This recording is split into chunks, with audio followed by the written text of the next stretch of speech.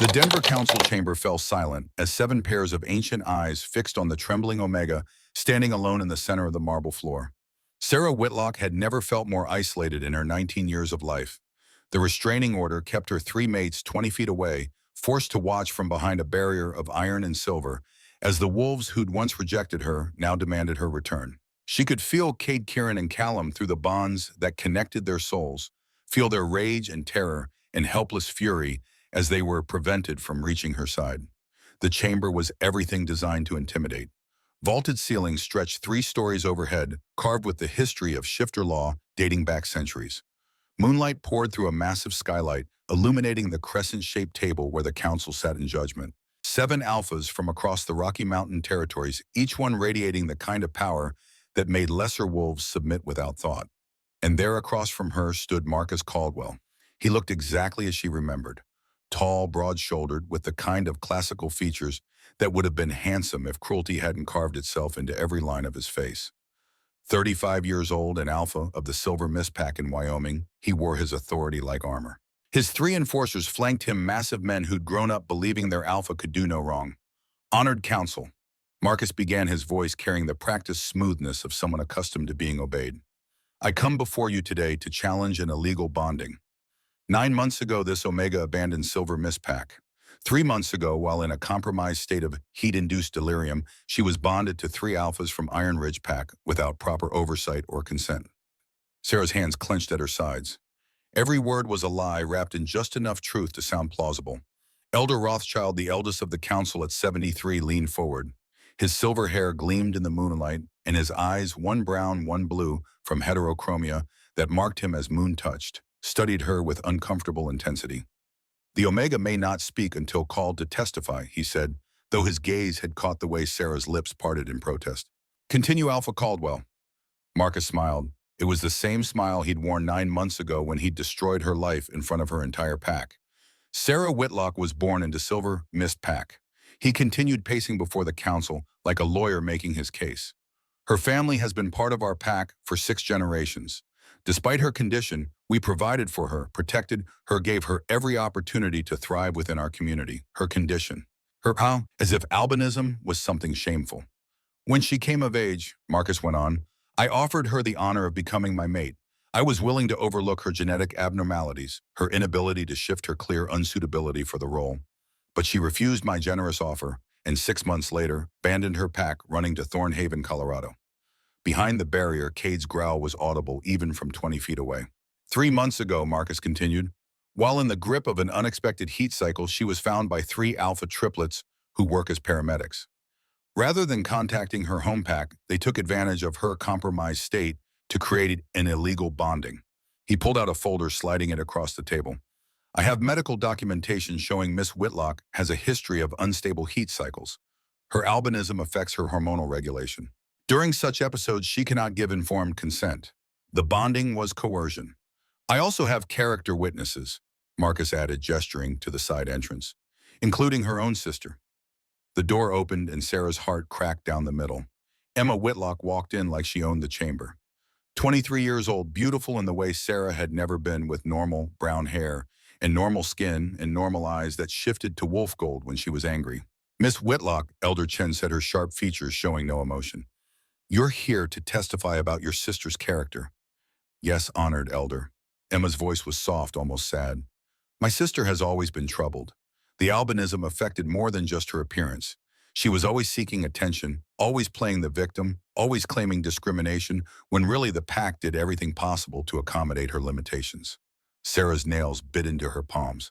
When Alpha Caldwell generously offered to mate her, Emma continued, despite her obvious unsuitability, she threw it back in his face, publicly humiliated him. Then she ran away, claiming abuse that never happened. And the bonding to the Thornwood triplets, Elder Rothschild asked. Emma's expression turned pitying. My sister is impulsive and attention-seeking. I believe she manipulated the situation to create a scandalous bonding. 3 alphas at once. It's practically a fantasy. This is Sarah playing out her delusions. The bonds in Sarah's chest blazed with rage that wasn't her own. Thank you, Miss Whitlock, Elder Chen said. You may step down. Emma finally looked at Sarah as she passed. There was no remorse in her eyes, only satisfaction. In addition to character concerns, Marcus said, pulling out another document, I have photographic evidence of Miss Whitlock's genetic defects. He spread photos across the table. Sarah from childhood. Sarah as a teenager. Sarah at 18 when she'd presented as Omega. In every photo, her albinism was stark.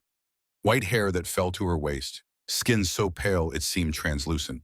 Eyes that couldn't settle on a single color. As you can see, Marcus continued, she has never been able to shift, not once in 19 years.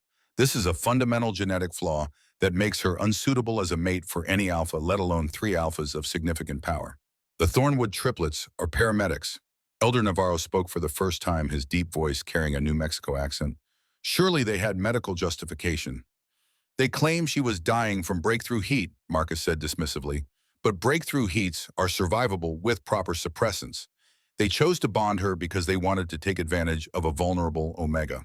We will hear from Miss Whitlock herself, Elder Rothschild announced. Finally, Sarah stepped forward, her legs steadier than expected. 3 months ago, she would have been terrified. But 3 months ago, she hadn't known what it felt like to be loved. Miss Whitlock, Elder Chen said, Alpha Caldwell claims you were coerced during a heat-induced state, that the bonding was illegal. How do you respond? Sarah took a breath. The bonds pulsed with encouragement. 3 months ago, she began, her voice growing stronger with each word. I was dying. My temperature was 106 degrees. My heart rate was 180. Without alpha intervention, I would have been dead within 6 hours. She looked directly at Marcus. The Thornwood brothers responded to my emergency call as licensed paramedics. They stabilized my condition. They explained what was happening. And yes, they told me that creating a mate bond was the only way to save my life. But they also gave me a choice, she continued. They told me bonding would be permanent. They told me I'd be tied to all 3 of them for the rest of my life. They asked me to consent even though I was terrified and in pain and barely conscious. They asked. She turned to face the council fully. Alpha Caldwell didn't ask. When I was 18 years old and had just presented as Omega, he called me to stand before the entire Silver Mist pack. And there in front of everyone I'd ever known, he said, I, Marcus Caldwell, reject you, Sarah Whitlock. Your albinism is a curse. You will never shift. You are unworthy of standing beside an alpha. The words still burned. He didn't offer to mate me. He publicly humiliated me, told me I was defective, damaged goods, cursed. And when I held my head high and refused to cry, he suggested I leave the pack before my presence brought more shame on my family. Elder Rothschild's expression shifted slightly. I left because staying would have killed me, Sir said. Not physically, but emotionally, spiritually, I would have withered under the weight of their contempt.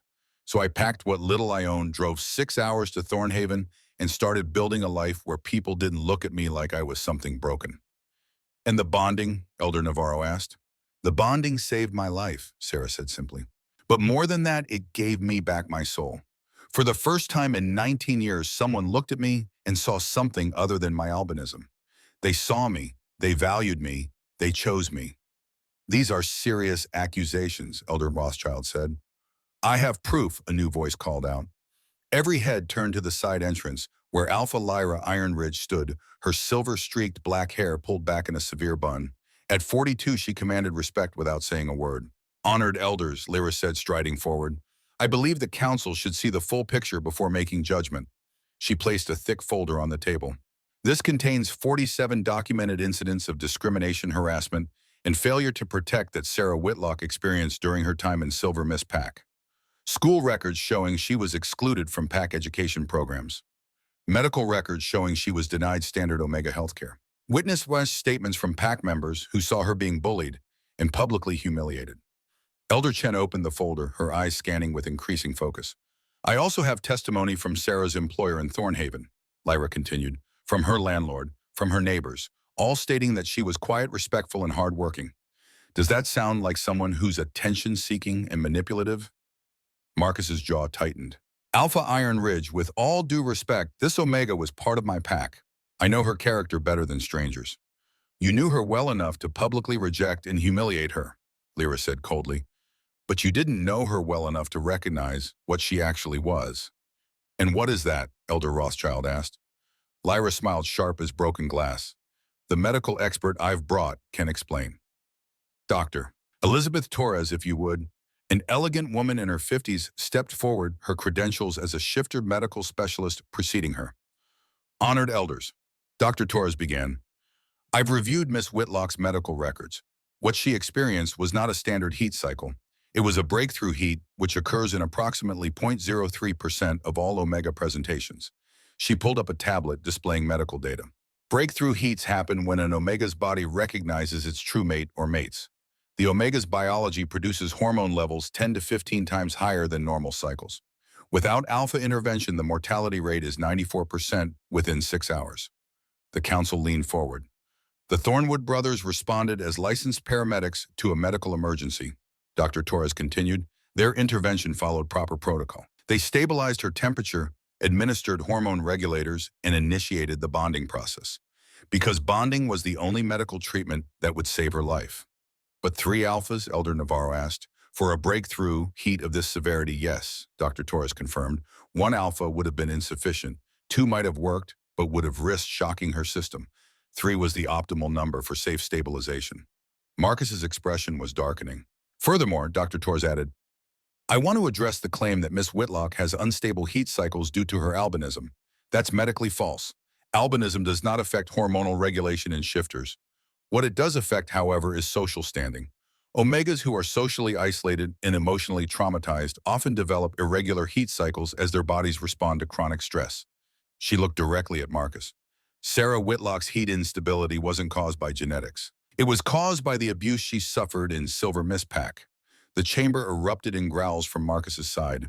Order, Elder Rothschild commanded. Silence fell again. We will hear from the Thornwood Alphas, Elder Chen announced. But first I have a question for Miss Whitlock. Sarah straightened. You claim the bonding was consensual, Elder Chen said, that you chose these alphas freely. But can you prove that? Can you demonstrate that this bond exists because of genuine connection and not heat-induced desperation? Sarah opened her mouth, but the words wouldn't come. How could she prove love? I can prove it, she heard herself say, but you'll have to trust me and trust the moon goddess. Elder Rothschild's mismatched eyes narrowed. Explain. Sarah looked up at the skylight where moonlight poured down in silver rivers. The full moon hung heavy and bright. My sister was right about one thing, Sarah said quietly. I've never been able to shift. 19 years and I've never felt my wolf. Silver Mist told me it was because I was defective, broken, cursed by the moon goddess. She closed her eyes, reaching for something she'd felt growing stronger over the past 3 months. A presence just beneath her skin. A wildness that had been waiting. But I wasn't cursed, Sarah whispered. I was blessed. I just needed to feel safe enough to accept it. The bonds in her chest blazed like stars. She felt Cade's fierce pride, Kieran's steady confidence, Callum's gentle strength, and beneath it all, fourth presence, ancient and powerful. The moon goddess had been waiting. Sarah opened her eyes and looked directly at Marcus. You want proof the bond was freely chosen, she said, her voice ringing with power she'd never possessed before. You want proof that I'm not defective? You want proof that the moon goddess has a plan? She smiled, feeling her wolf rising for the first time in her life. Then watch. The transformation began. The moonlight intensified, flooding through the skylight in a silver cascade. Every wolf in the chamber felt it, the pull of the goddess, ancient and undeniable, focusing her attention on this one omega. Sarah's skin began to glow. It started as faint luminescence, barely visible against her pale complexion. But within seconds it brightened until she was haloed in silver light, her white hair lifting in a wind that existed only around her body. Marcus took an involuntary step backward. Impossible, he breathed. But Sarah was beyond hearing him. She was beyond hearing anything except the song of the moon and the howl of the wolf that had always lived inside her, waiting for this exact moment. Her bones began to shift, not painfully, but with a rightness that made her gasp with relief. The transformation accelerated. Her body condensed and reformed, human muscles giving way to lupine power. White fur erupted across her skin, thick and pure as fresh snow. Her face elongated into a muzzle, her hands and feet reshaping into powerful paws. Within 30 seconds, where a 19-year-old Omega had stood there, now crouched a wolf unlike any the council had seen in living memory. She was massive for a female, nearly as large as a male alpha. Her coat was pristine white, without a single marking, catching the moonlight and throwing it back in prismatic flashes. But it was her eyes that made every wolf in the chamber drop to their knees. Ice blue, glowing with their own internal light, ancient and knowing and absolutely terrifyingly divine. The White Wolf, the Moon's guardian. The bloodline everyone thought had died out in the 1800s. Elder Rothschild was the first to bow his head. Moon blessed, he whispered, his voice cracking with awe. The legends were true. Elder Chen's hands trembled as she pressed her forehead to the table. Elder Navarro was shaking as he submitted.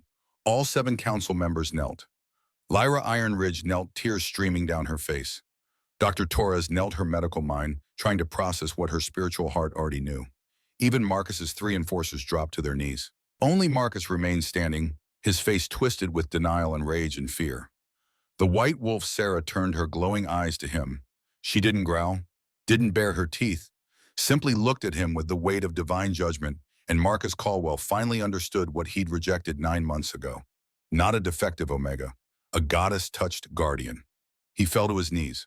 The light around Sarah's wolf form pulsed once, twice, then faded. The transformation reversed as smoothly as it had begun, fur receding, bones reshaping until she stood once more in human form. Sarah swayed on her feet, exhausted but triumphant. Behind the barrier, her 3 mates were radiating such intense pride and love through the bonds that she felt drunk on it. I believe, she said, her voice hoarse but steady, that answers your question about whether the Moon Goddess approves of my bonding. Elder Rothschild rose slowly. Miss Whitlock, forgive me. We did not know. We could not have known. No, Sarah agreed, because my own pack never looked past my appearance long enough to see what I actually was. They saw albinism and decided I was cursed. They never considered I might be blessed. She turned to Marcus, who was still on his knees. You rejected me, she said quietly. Called me defective, unworthy, cursed. You humiliated me in front of my entire pack. You suggested I leave before my presence brought more shame on my family. And now Alpha Caldwell, the Moon Goddess herself, has proven you wrong. Marcus's mouth opened and closed, but no words emerged. The council will deliberate, Elder Chen announced, her voice shaking, but I believe the outcome is clear. The restraining barrier dissolved. Sarah had barely taken a step before 3 massive bodies surrounded her, Cade, Kieran, and Callum, creating a wall of protective alpha between her and everyone else. Are you hurt? Callum asked urgently. That transformation, your first shift, did it damage anything? I'm fine, Sarah breathed, leaning into his warmth. Better than fine, I feel complete. Cade's hand cupped the back of her neck, his thumb stroking the mate mark he'd left there 3 months ago. You magnificent, impossible, perfect woman. You just claimed your heritage in front of the entire council. Our White Wolf, Kieran murmured. The other packs are going to lose their minds when word spreads. But Sarah barely heard them. The exhaustion was hitting hard. Cade caught her before she fell, lifting her into his arms. The council will take 15 minutes to deliberate, Elder Rothschild announced. All parties will wait in the antechambers. And as they filed out, Sarah caught one last glimpse of Marcus. He was still on his knees, staring at his hands. Beside him, Emma had gone pale, her earlier smugness completely evaporated. Good, Sarah thought. Let them understand what they threw away. But even as the thought formed, another voice whispered through her mind. Not her own, something older, wiser, touched by moonlight. They never threw you away, child. They simply failed to recognize the treasure in their keeping. But that failure led you here, to your true mates, to your true purpose. Everything happened exactly as it needed to.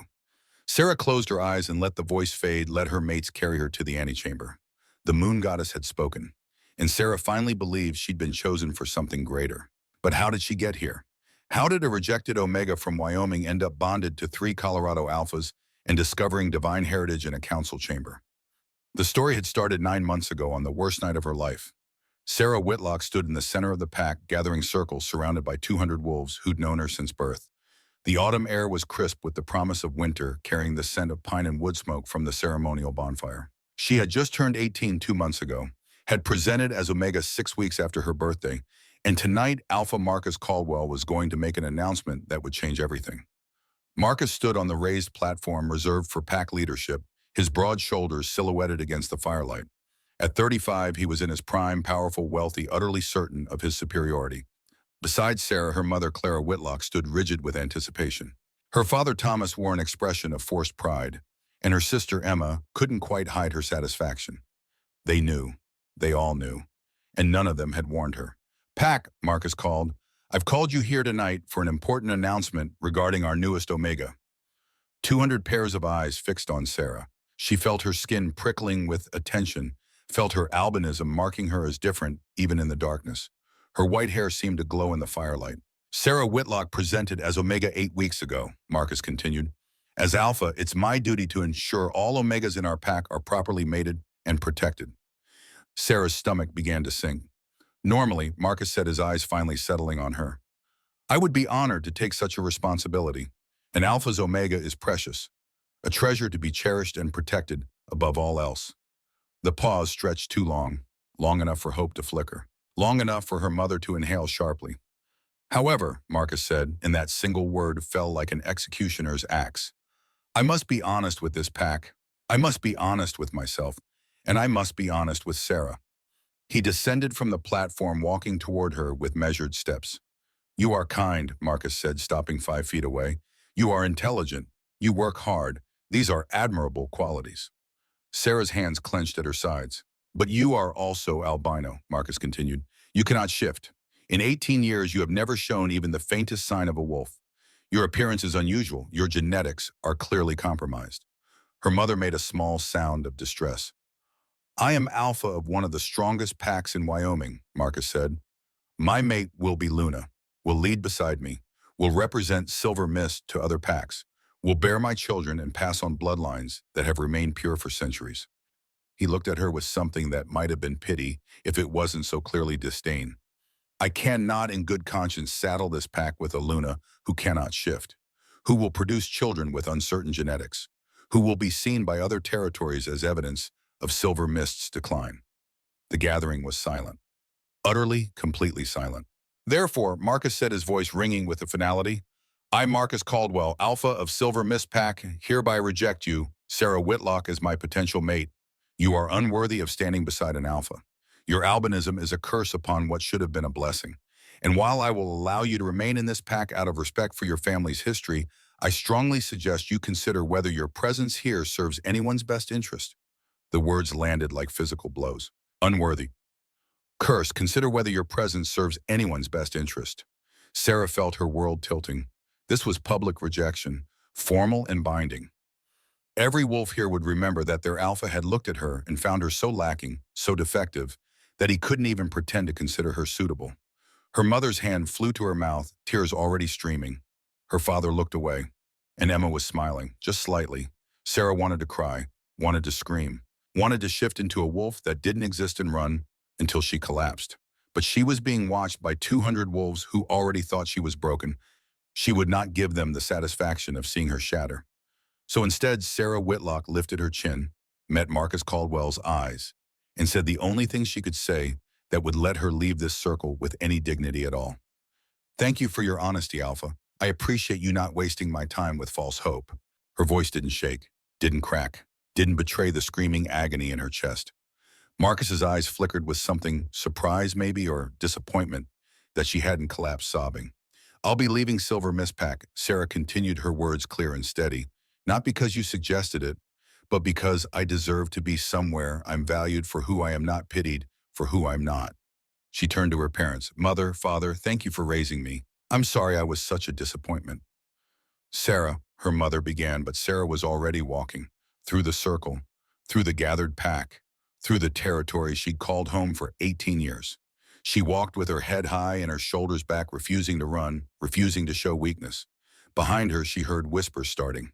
Heard someone say, poor thing, and someone else mutter, probably for the best, and her sister Emma's voice cutting through it all. She's always been dramatic. Sarah made it to her family's house, made it to her bedroom, made it through packing a single suitcase, and then finally alone she allowed herself to break. She cried until she had no tears left. Cried for the life she'd imagined, for the family who'd never truly accepted her, for the pack that had just proven they saw her as nothing more than a genetic mistake.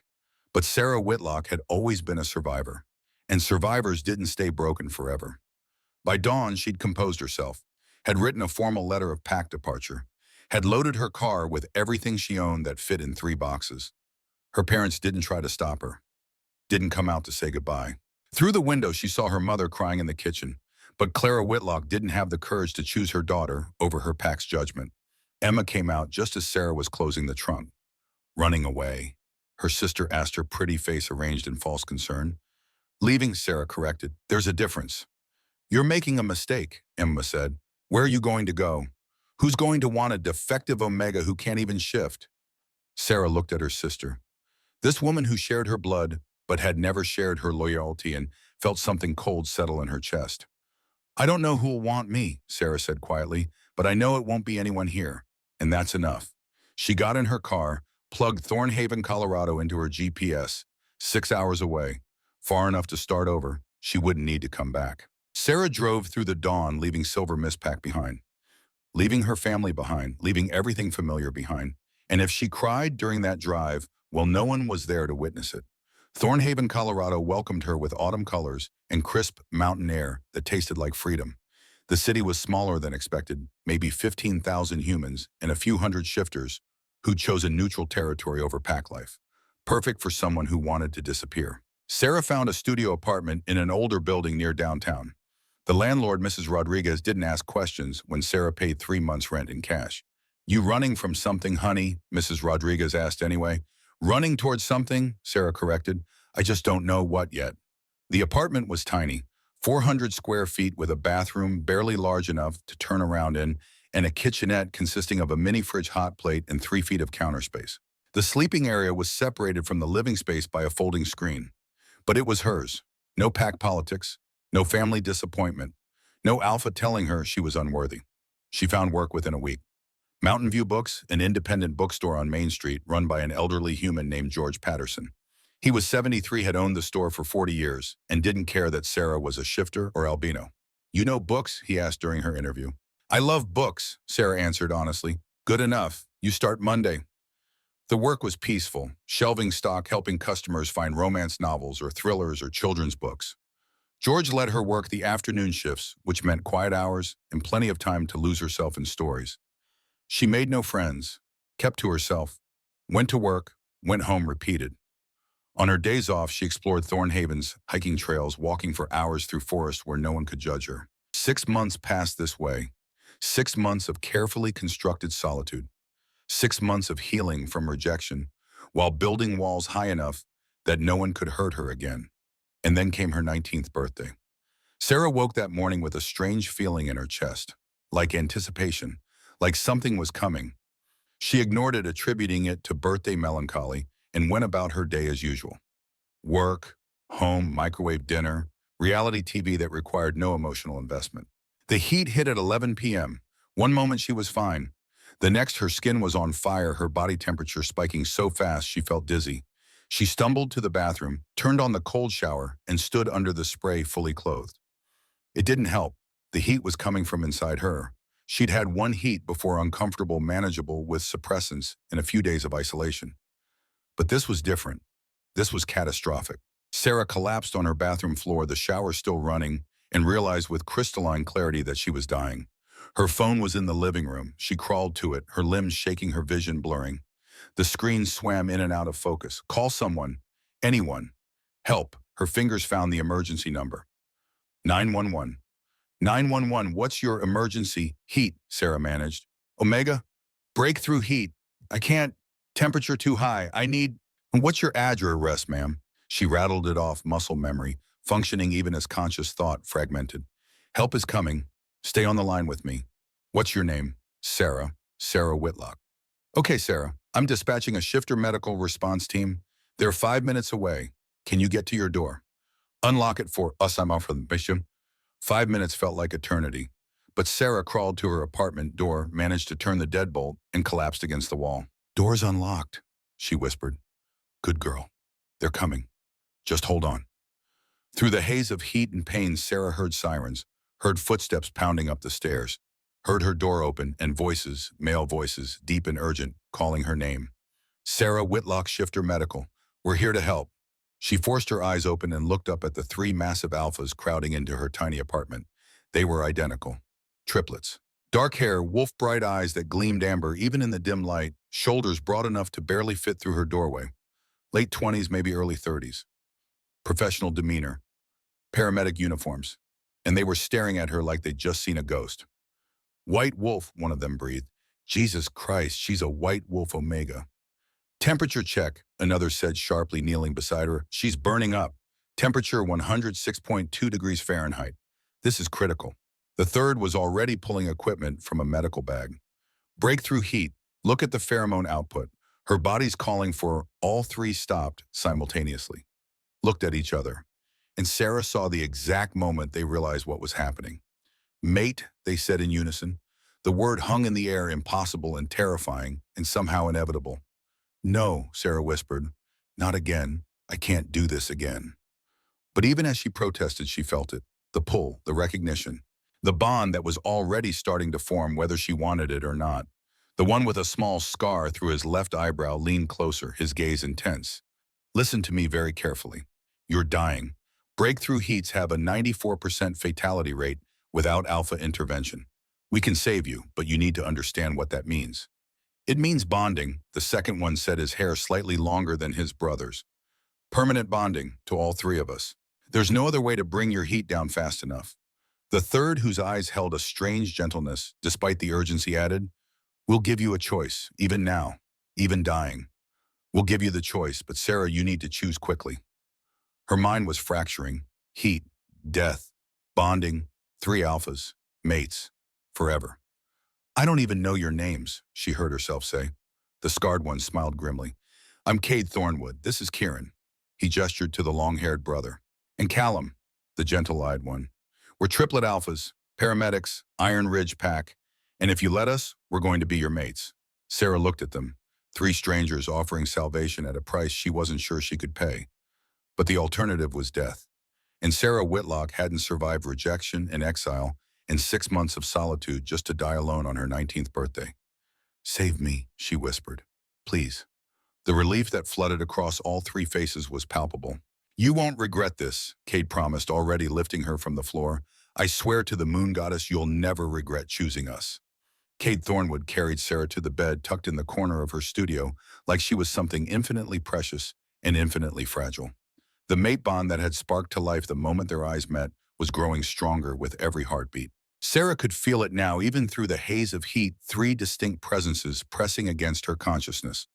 Cade's fierce protectiveness, sharp as a blade. Kieran's strategic intensity, calculating every variable. Callum's gentle strength, steady as bedrock. They were inside her mind, or she was inside theirs. The distinction didn't seem to matter. Lay her down, Kieran instructed, his voice tight with control. He was fighting his alpha instincts, Sarah realized. All three of them were. Every cell in their bodies was screaming to claim her immediately. But they were holding back, waiting. Even dying, they were giving her choice. Cade placed her on the bed with exquisite care. The touch sent electricity racing through her nerve endings, pleasure and pain mixing, until she couldn't tell them apart. Suppressants first, Callum said, already preparing an injection. This won't stop the heat, but it'll stabilize her enough that we can do this properly. Safely. Do we have time for safe? Cade growled, his eyes tracking the way Sarah's body was trembling. We make time, Callum replied firmly. She deserves better than three alphas who can't control themselves. He administered the injection with practiced efficiency. Within seconds, the sharp edge of the heat dulled just slightly. Not gone nowhere close, but manageable enough that she could think almost clearly. Sarah, Kieran said, kneeling beside the bed so his eyes were level with hers. Before this goes any further, you need to understand what's happening. Can you focus on me? She managed a nod, fixing her gaze on his honey-colored eyes. Breakthrough heats occur when an Omega's body recognizes its true mate, Kieran explained. Your biology has decided that we're yours, that you need us to survive. And it's not entirely wrong. Without alpha intervention, Callum added from where he was monitoring her vital signs, your temperature will continue rising. Within 6 hours, you'll experience seizures, organ failure, death. The heat is your body's last desperate attempt to call your mates to you. But here's what you need to understand, Cade said, his rough voice gentle. If we do this, if we bond with you to bring the heat down, it's permanent.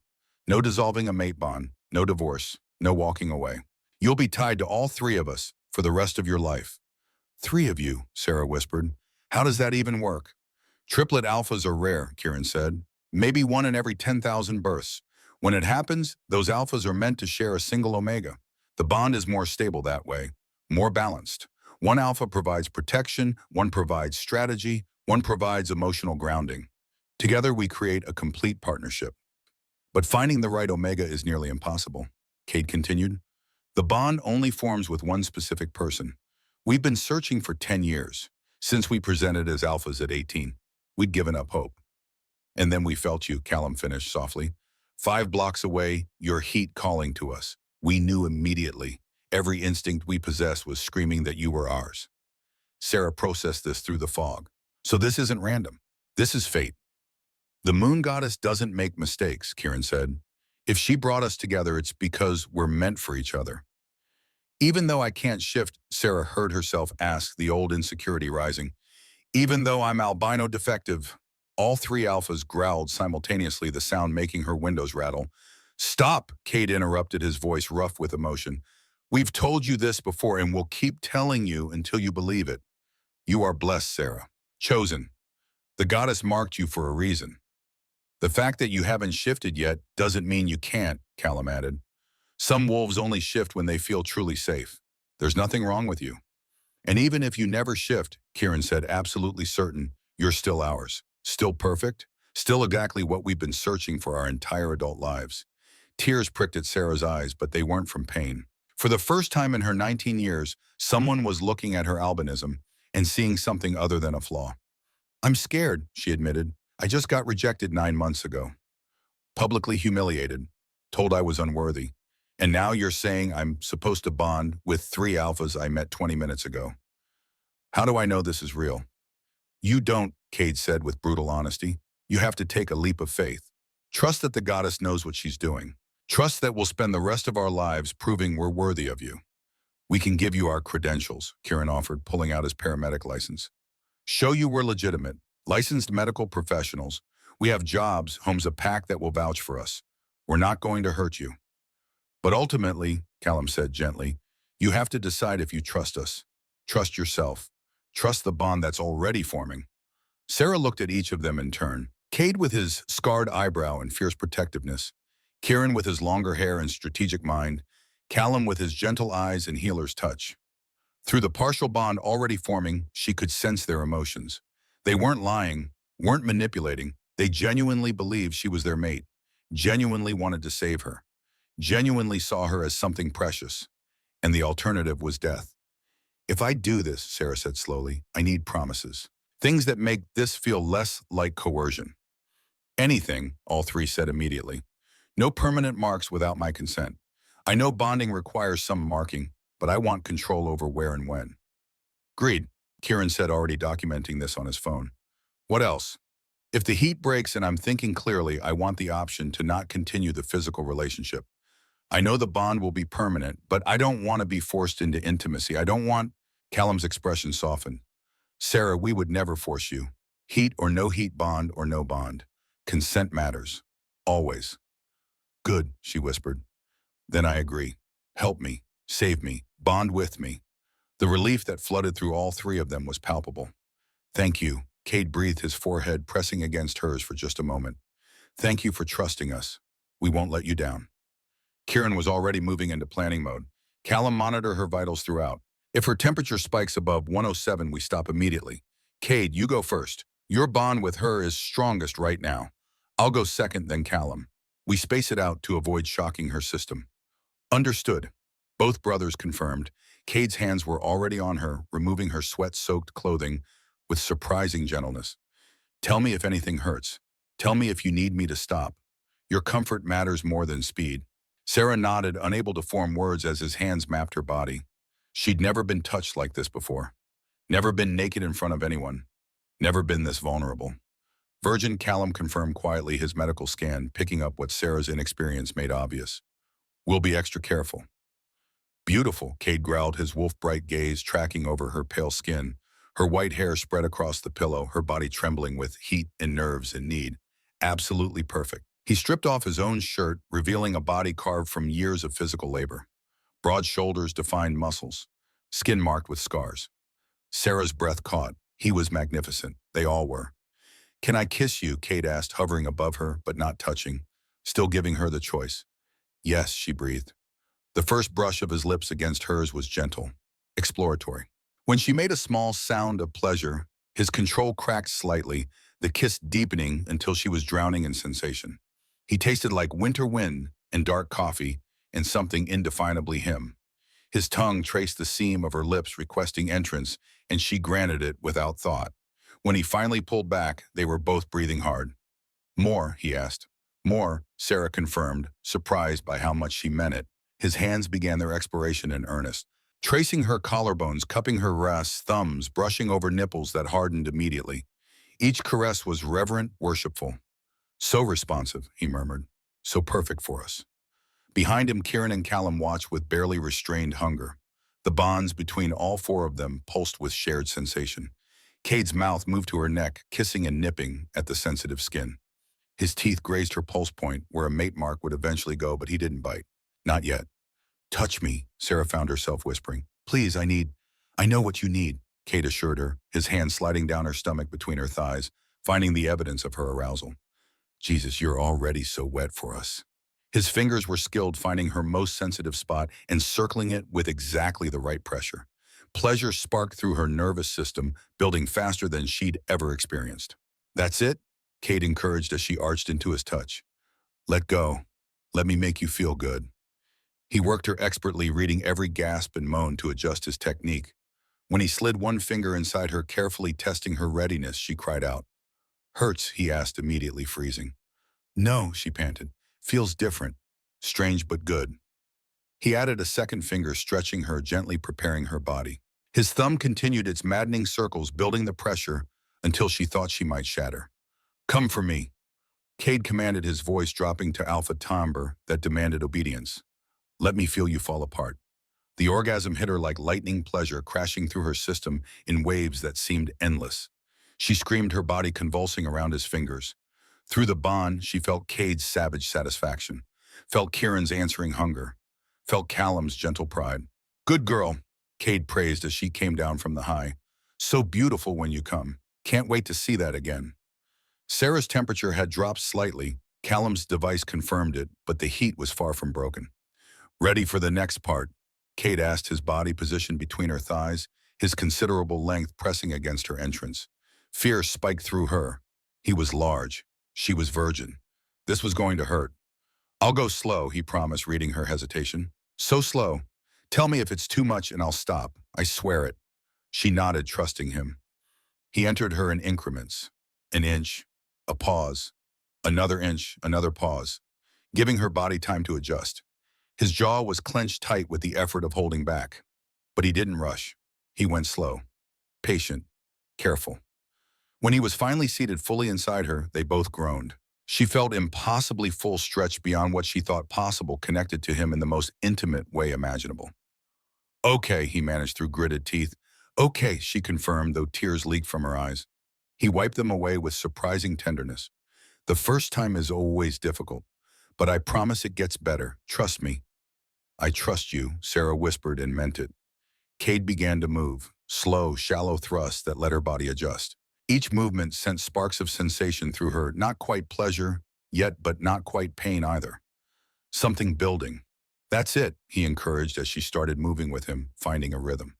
Feel how well we fit together, like you were made for us. And she could feel it. Through the bond, through the physical connection, through some instinct she didn't know she possessed. They did fit. Perfectly. His thrust deepened, finding an angle that made her gasp with genuine pleasure. The discomfort was fading, replaced by building pressure. Cade, she moaned, her nails digging into his shoulders. I know, he growled, his control finally slipping. Hold on. His pace increased, powerful thrusts that drove deep, hitting places inside her that sent electricity racing up her spine. The pleasure was building impossibly high. Come with me, he commanded, his hand finding her pearl again, circling with perfect pressure. Now, Sarah, give me everything. The second orgasm was even more intense than the first, her entire body convulsing as pleasure ripped through her. She felt the exact moment the first mate bond snapped into place, a golden thread connecting her soul to Cade's, permanent and unbreakable. Through it, she felt his own climax, felt him finish inside her with a roar of satisfaction, felt his fierce protectiveness surge even stronger. She was his. He was hers. Forever. One down, Kieran said quietly, his voice tight with need. Sarah, can you handle more, or do you need to rest? Sarah's temperature had dropped further, 99 degrees now, but the heat wasn't broken. Her body was already responding to Kieran's presence, already aching for the completion of the second bond. More, she whispered. I need more. Cade withdrew carefully, pressing a kiss to her forehead. You're incredible. So strong. So perfect. Kieran took his place, his longer hair falling forward as he positioned himself above her. His gaze was intense, calculating. I'll be different from Cade, he warned. Different rhythm, different angle. Same goal making you feel so good, you forget your own name. Despite the exhaustion creeping in, Sarah felt herself responding. Show me. Kieran's claiming was strategic, where Cade's had been passionate. He mapped her body with methodical precision, finding every sensitive spot and exploiting it ruthlessly. His thrusts were measured, controlled hitting angles that made her see stars. You take us so well, he praised, his voice rough with approval. Like your body was designed for this. For us. The pleasure built differently this time. Not the explosive rush of her first experience, but a slow burn that spread through her entire body. Kieran knew exactly how to keep her on the edge, building the pressure until she was begging. Not yet, he murmured, slowing his pace when she got too close. I want this to last. Want you to remember every second. It was exquisite torture. Her body was hypersensitive from Cade's claiming every touch amplified. Kieran used that to his advantage, drawing out her pleasure until she thought she'd lose her mind. When he finally let her fall, the orgasm was longer, deeper, rolling through her in waves that seemed to last forever. The second bond thread snapped into place, silver this time, connecting her to Kieran's strategic mind and fierce devotion. 2 down, 1 to go. Callum approached the bed with quiet reverence. Last one, he said softly. Last bond. Then you'll be ours completely. Can you give me this, Sarah? She was exhausted, wrung out. Her body had been through more in the past hour than in her entire previous 19 years. But the heat was still there, muted but persistent, and her soul was aching for completion. Yes, she breathed. Finish it. Callum's claiming was worship. Every touch was reverent, every kiss was devotion, every thrust was a promise. He made love to her like she was something infinitely precious. Beautiful, he murmured against her skin. So beautiful. So ours. The pleasure was gentler this time, but no less intense. Emotional rather than purely physical. She could feel his healer's instinct through the forming bond, feel how he was monitoring her responses. When the third orgasm took her, it was soft as silk and deep as ocean trenches. The final bond thread, copper this time, wove itself into her soul, completing the triad. 3 bonds, 3 alphas, 1 omega. The mate bond was complete.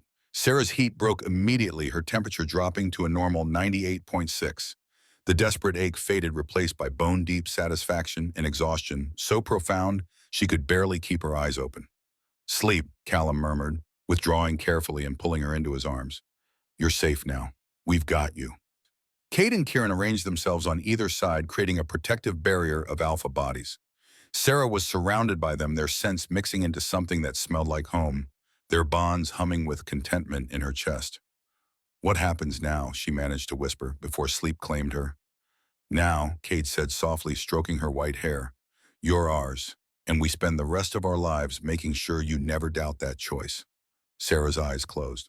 The last thing she felt before unconsciousness took her was 3 distinct emotions flowing through the bonds: Cade's fierce protectiveness, Kieran's strategic devotion, and Callum's gentle strength. She'd been rejected 9 months ago, told she was unworthy, cursed, defective, but lying in the arms of 3 alpha triplets who'd just bonded their souls to hers forever. Sarah Whitlock finally understood what the moon goddess had been planning all along. Marcus Caldwell's rejection wasn't the end of her story. It was only the beginning. The antechamber was silent except for Sarah's quiet breathing as she rested in Cade's arms. The bonds hummed with contentment despite the tension of waiting for the council's decision. Kieran paced the small room, his strategic mind already planning for every possible outcome. They have to rule in our favor. After that transformation, after the goddess herself manifested, don't assume anything, Callum interrupted gently. Politics can override even divine intervention if the council feels pressured by tradition. But Sarah felt calm. The transformation had changed something fundamental inside her. She'd spent 19 years believing she was broken, and in one moment she'd discovered she was blessed. Whatever the council decided couldn't touch that truth. A knock on the door made all 3 alphas tense. The council has reached a verdict, a young beta attendant announced. All parties are to return to the chamber. Sarah stood smoothing down the formal dress Lyra had loaned her. Her mates flanked her, immediately a wall of protective alpha, as they walked back into the main chamber. The 7 council members sat in their crescent formation, their faces grave. Marcus and Emma stood on the opposite side, both looking significantly less confident than they had an hour ago. Elder Rothschild rose, his mismatched eyes solemn. This council has deliberated on the matter of Sarah Whitlock Thornwood's bonding to the Thornwood Alpha triplets. We have reviewed the evidence presented by both parties. We have heard testimony from multiple witnesses, and we have witnessed a manifestation of divine power that cannot be disputed. He paused, letting the weight of his words settle. Alpha Marcus Caldwell of Silver Mist Pack, you stand accused of harassment, discrimination, and failure to protect an Omega under your care. The evidence presented by Alpha Lyra Iron Ridge is damning. 47 documented incidents spanning 18 years. Medical neglect, educational exclusion, permitted bullying, and public humiliation. Marcus's face had gone pale. Furthermore, Elder Rothschild continued, your claim that Miss Whitlock was coerced during her bonding has been thoroughly disproven. Dr. Elizabeth Torres established that the Thornwood brothers followed proper medical protocol in responding to a life-threatening emergency. Their intervention was not only appropriate, but necessary to prevent Miss Whitlock's death. Most significantly, Elder Chen added, her voice cutting, we have witnessed Miss Whitlock's first transformation. The appearance of a white wolf, a bloodline thought extinct for nearly 2 centuries, is a sign from the moon goddess herself. She has marked this Omega as blessed, as chosen, as sacred. Elder Navarro leaned forward. Alpha Caldwell, you rejected a moon-blessed guardian because you couldn't see past her appearance. You called a divine gift a curse. You drove from your pack the very treasure the goddess had placed in your keeping. Marcus opened his mouth, but Elder Rothschild cut him off with a gesture. The council's ruling is as follows. The bonding between Sarah Whitlock Thornwood and the Thornwood Alpha triplets is validated and recognized as legitimate. The bond was formed under proper medical necessity and with informed consent. Sarah felt her mate's relief flood through the bonds. Furthermore, Elder Rothschild continued, his voice hardening. Marcus Caldwell, you are hereby censured for harassment and failure of duty. You are banned from entering Colorado territories for a period of no less than 5 years. Any attempt to contact Sarah Thornwood or interfere with her bonding will result in criminal charges and potential permanent banishment from all neutral territories. Marcus staggered as if struck. Emma Whitlock, Elder Chen addressed Sarah's sister, who'd been trying to make herself invisible. You are censured for providing false testimony before this council. Your characterization of your sister has been proven demonstrably false by multiple independent witnesses. Consider this a warning. Future dishonesty before any council in these territories will result in criminal prosecution for perjury. Emma's face burned with humiliation. This council recognizes Sarah Whitlock Thornwood as a member in good standing of Iron Ridge Pack, Elder Rothschild concluded. As a White Wolf Guardian, she is entitled to the protection and respect of all packs within our jurisdiction. Her mates, the Thornwood Alpha triplets, have demonstrated honorable conduct and are commended for their service. He struck his gavel once. This hearing is concluded. The ruling is final and binding. The chamber erupted in murmurs. Marcus stood frozen, his face a mask of shock and rage. Emma had tears streaming down her cheeks, whether from shame or anger, Sarah couldn't tell. But Sarah barely noticed them. Her 3 mates surrounded her, their bonds blazing with triumph and love and fierce protective pride. It's over, Callum murmured. It's finally over. No, Kieran corrected, his amber gaze intense. It's just beginning. The other packs will want to meet you. The White Wolf Guardian, our mate. This is the start of something much bigger. Cade cupped Sarah's face in his hands. Are you ready for that? For the attention, the politics, the expectations. Sarah looked up at him, this fierce alpha who'd been the first to claim her, the first to make her feel valued. Then at Kieran, whose strategic mind had helped defend her before the council. Finally at Callum, whose gentle strength had grounded her through every challenge. I'm ready for anything, she said softly, as long as I have you 3. The bonds pulsed with shared emotions so intense it brought tears to her eyes. Always, Cade promised. Forever, Kieran agreed. Until the end of time, Callum finished. As they left the council chamber, Sarah caught one final glimpse of Marcus. He was staring at her with an expression she couldn't quite read, regret maybe, or fury at what he'd lost. But it didn't matter anymore. He'd rejected her when she needed him most.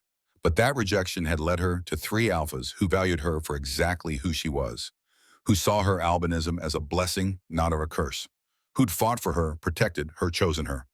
The moon goddess really did know what she was doing. Outside the chamber, Alpha Lyra was waiting with a smile that was part pride, part satisfaction. Well done, White Wolf, she said to Sarah. You just made history. The first confirmed White Wolf in over a century bonded to triplet alphas accepted by the Council. Every pack in the Rockies is going to want to meet you. Let them wait, Cade growled. Our mate needs rest, not politics. But Lyra shook her head. There's someone who wants to see you first. Someone who's been waiting. She gestured to a corner where a figure stood in shadows. Emma stepped forward, her face blotchy from crying. Her usual composure completely shattered. Sarah, she said, her voice breaking. Can we talk? Please. The bonds immediately flared with protective anger.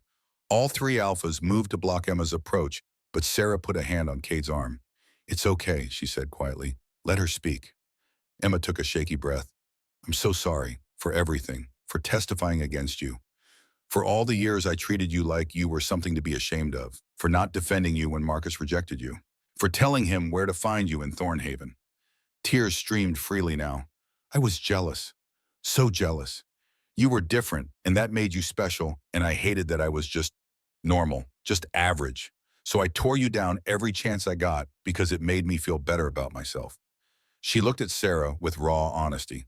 I don't deserve your forgiveness, I know that. But I left Silver Mistpack. I can't stay there after seeing what they did to you, what I did to you. And I wanted you to know that I'm sorry, even if you never want to see me again. Sarah studied her sister, this woman who'd made her childhood miserable, who'd testified against her before the council just hours ago. Part of her wanted to refuse the apology, to turn away and never look back. But another part remembered that they were sisters, that blood meant something even when it was complicated. I'm not ready to forgive you, Sarah said honestly. Not yet, maybe not for a long time. But I believe you're sorry, and I'm glad you left Silver Mist. Emma nodded, accepting the conditional response. That's more than I deserve. Thank you. If you want to try to rebuild something between us, Sarah continued, it has to be on my terms, in my time, with my mate's approval. Can you accept that? Yes, Emma said immediately. Anything. I'll do anything to make this right. Then start by getting your own life in order, Sarah said. Find a pack that values you. Build your own happiness. And maybe someday we can try to be sisters again. Real sisters this time. Emma wiped her eyes, managing a watery smile. I'd like that. Someday. As Emma walked away, Kieran murmured, that was generous of you. It was necessary, Sarah replied. I don't want to carry hate and resentment forever. That's what Silver Mist did to me. I'm choosing something different. Choosing mercy, Callum said softly. Choosing to be better than those who hurt you. That's what makes you worthy of being a guardian. The words settled into Sarah's chest, warm and true. They were right. She wasn't just Sarah Whitlock anymore, rejected Omega genetic mistake, unwanted burden. She was Sarah Thornwood, White Wolf Guardian, mate to 3 powerful alphas, blessed by the moon goddess herself. And her story, their story, was just beginning. The autumn sun painted Iron Ridge Pack lands in shades of gold and amber as Sarah stood on the porch of the house she shared with her 3 mates. 20 acres of forest and mountain with a view that took her breath away every morning. So much had changed in the 9 months since that terrible night of rejection. She'd found her mates, discovered her heritage, claimed her power, built a life she'd never imagined possible. Behind her, she heard the door open and Cade's arms wrapped around her from behind his hands, settling protectively over her still flat stomach. Thinking, he murmured against her hair. Remembering, Sarah corrected, how different everything is now. Kieran joined them on the porch carrying 2 mugs of tea. The youth program enrollment hit 30 kids this week. You're making a real difference, Sarah. It was true. Over the past months, Sarah had started a program for young shifters who felt different or struggled to fit in. Taught by someone who understood what that felt like, the program had become wildly popular. And the archive project, Sarah asked. Almost done, Kieran confirmed. 150 years of Iron Ridge history fully digitized. Alpha Lyra says you've done more for pack record keeping in 6 months than the previous 3 archivists combined. Sarah smiled. She'd found purpose in preserving pack history, in making sure future generations would know where they came from. Callum emerged last, his healer's instincts immediately checking her over. How are you feeling? Any morning sickness yet? Sarah's hand joined Cade's on her stomach, where 2 tiny heartbeats fluttered. Not yet. Dr. Torres says I'm disgustingly healthy for someone carrying twins. Our heirs, Cade said, his voice full of wonder. Our legacy. And the pregnancy had been a surprise, coming just 3 months after the bonding. But Dr. Torres assured them it was normal for White Wolf Guardians. Their bodies were designed to create the next generation of pack protectors. They're going to be extraordinary, Kieran said, his strategic mind already planning their children's education. White Wolf heritage, triplet alpha bloodline. They'll be the most powerful shifters born in generations. And they're going to be loved, Sarah corrected gently. That's what matters most. The bonds hummed with agreement from all three mates. In the distance, pack members were gathering for the evening run. Sarah could sense them through her guardian abilities, all 123 members of Iron Ridge Pack, their emotions and well-being flowing through her awareness like a gentle current.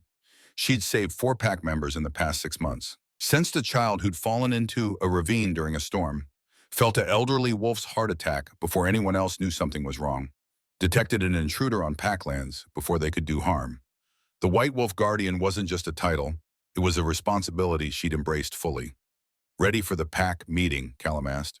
Tonight was important. Lara was formally announcing Sarah's role as guardian, and the pack would pledge their loyalty. It was a ceremony that hadn't been performed in over a century. Ready, Sarah confirmed. As they walked toward the Central Lodge, pack members stopped to bow their heads in respect. Not because she was the Luna, she'd refused that formal title, preferring to let Lyra continue leading, but because she was their guardian, their protector. The lodge was packed. Wolves of all ages filled the space, their eyes turning to Sarah as she entered with her 3 mates. Alpha Lyra stood at the front, her silver-streaked hair braided in traditional style. Iron Ridge Pack, Lyra called her, voice carrying easily. We gather tonight to recognize Sarah Thornwood, White Wolf Guardian, as a full member of our family. She has proven her worth not through birthright, but through service, through compassion, through the gift the Moon Goddess bestowed. The pack howled in agreement. Sarah, Lyra continued, do you accept the responsibility of guardianship to protect this pack with your life, to sense danger before it strikes, to stand as a beacon of the goddess's blessing? Sarah stepped forward, her hand still resting on her stomach where her children grew. I accept. With my mates beside me, with the goddess's blessing, I will protect Iron Ridge Pack until my dying breath. The formal words felt right, felt true. Then I name you Guardian of Iron Ridge, Lyra proclaimed. Let all packs know that we are blessed. Let all who would threaten us know that we are protected. The pack erupted in howls and cheers. Sarah felt tears streaming down her face, not from sadness, but from overwhelming belonging. This was her family now. These wolves who accepted her, valued her, saw her as blessed rather than cursed. After the ceremony, as pack members came to offer congratulations, Sarah caught sight of a familiar face in the crowd. Emma standing at the edge, watching with a mixture of pride and regret. Over the past months, they'd begun the slow process of rebuilding their relationship. Weekly phone calls, occasional coffee meetings, small steps towards something that might eventually resemble sisterhood. Emma had found a place in a pack in Montana, was building her own life free from Silver Mist's influence. And while trust was still fragile between them, Sarah could see her sister genuinely trying to change. Congratulations, Emma said when Sarah approached. Guardian, it suits you. Thank you for coming, Sarah replied. I know it's a long drive. I wouldn't have missed it. Emma hesitated, then added, I'm proud of you. I know I don't have the right to say that, but I am. You survived everything they threw at you and became something amazing. Sarah smiled. We're getting there. Slowly. That's all I can ask for. As Emma left, Kate pulled Sarah close. You're too forgiving. No, Sarah disagreed. I'm choosing not to let hate define me. There's a difference. Through the bonds, she felt her mates' love and acceptance of her choice. The evening wound down, pack members heading home or shifting for night runs. Sarah and her mates returned to their house, to the life they'd built together. In bed that night, surrounded by 3 alphas who loved her unconditionally, Sarah thought about the journey that had brought her here. Marcus's rejection had devastated her, but it had also freed her to find her true mates, to discover her heritage, to become the guardian she was meant to be. What are you thinking of? Callum asked, always attuned to her moods. That I'm grateful, Sarah said honestly, for all of it, even the painful parts, because they led me here, to you 3, to this life, to our children. The goddess's plan, Kieran murmured. Her perfect plan, Kate agreed. Sarah placed her hands over her stomach, feeling the flutter of life inside her. 2 children, future guardians, the next generation. She'd spent 19 years believing she was cursed, believing she was broken, believing she was unworthy of love. But the moon goddess had been weaving a different story all along. A story of rejection leading to acceptance, of pain leading to joy, of believing she was cursed only to discover she was blessed beyond measure. I love you, Sarah whispered to her three mates. Thank you for choosing me. We didn't choose you, Kate said gently. The goddess chose for us. She knew what we needed. She knew what we all needed, Kieran corrected. And she gave us exactly that, Callum finished. Sarah closed her eyes, letting the bonds wrap around her like a blanket. Cade's fierce protectiveness, Kieran's strategic devotion, Callum's gentle strength. Her name was Sarah Thornwood, White Wolf Guardian, mate to three alpha triplets, mother of future pack leaders, blessed by the moon goddess herself. And this life of belonging, of purpose, of unconditional love, this was her happily ever after. The story that had begun with rejection ended with acceptance. The curse had always been a blessing in disguise, and Sarah Thornwood finally truly believed she was exactly where she was meant to be.